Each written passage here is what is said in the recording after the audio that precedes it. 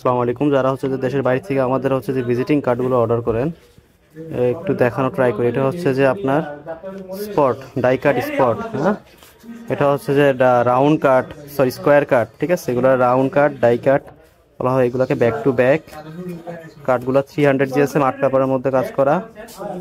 And হচ্ছে যে এইখানে দেখতেছেন যে অলমোস্ট এই কাঠটারই 2000 পিস নেওয়া হয়েছে, এই কাঠটা 1000 পিস নেওয়া হয়েছে।